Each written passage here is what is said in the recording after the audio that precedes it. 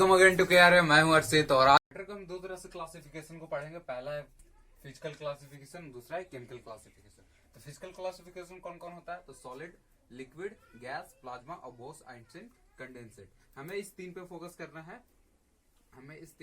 करना है। कि सॉलिड, लिक्विड, गैस।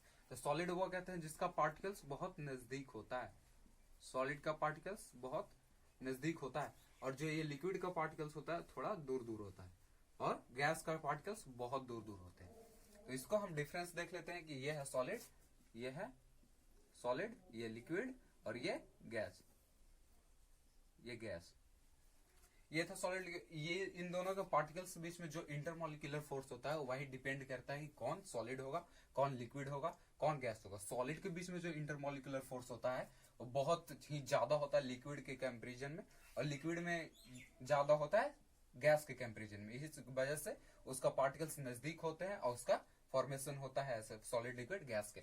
और अब देखते हैं कि chemical classification of matter. Chemical classification दो है, एक प्योर सब्सटेंस और इम्प्योर सब्सटेंस। मैटर को हम दो भाग में बांट देते हैं, प्योर सब्सटेंस और इम्प्योर सब्सटेंस में। पहला प्योर सब्सटेंस है एलिमेंट। एलिमेंट किसको कहेंगे? एलिमेंट वह प्योर सब्सटेंस है जिसमें सिर्फ एक तरह के एटम से वो बना हुआ हो। Element is a pure substance which is made up of only one types of atom. Elements वह pure substance है जो फिर सिर्फ एक तरह के एटम से बना हुआ है। और कंपाउंड वह प्योर सब्सटेंस है जो सिर्फ एक तरह के एलिमेंट से बना हुआ हो। और अब देखते हैं कि मिक्सचर। देखिए इसमें सिर्फ एक टाइप के एटम्स से बना हुआ हो या एक तरह के एलिमेंट से बना हुआ हो, उसको कहेंगे प्योर सब्सटेंस। उसी में दो है, एलिमेंट और कंपाउंड। दूसरा हमारा इम्प्योर सब्सटेंस जिसको हम मिक्सचर भी कहते हैं। तो दूसरा होता है, पहला होता है इम्प्योर होमोजीनियस मिक्सचर और दूसरा हेटेरोजीनियस मिक्सचर। होमोजीनियस मिक्सचर उसको कहेंगे जिस मिक्सचर में, पूरे मिक्सचर में जो एक तरह का कंपोजिशन हो, पूरे मिक्सचर में सेम कंपोजिशन हो, तो उसको कहेंगे होमोजीनियस मिक्सचर। और हेटेरोजीनियस मिक्सचर उसको कहेंगे जिस मिक्सचर में अलग अलग तरह के कंपोजिशन, जो डिफरेंट कंपोजिशन हो, उसको कहेंगे हेटेरोजीनियस मिक्सचर। जैसे कि हम होमोजीनियस मिक्सचर में लेते हैं तो लाइम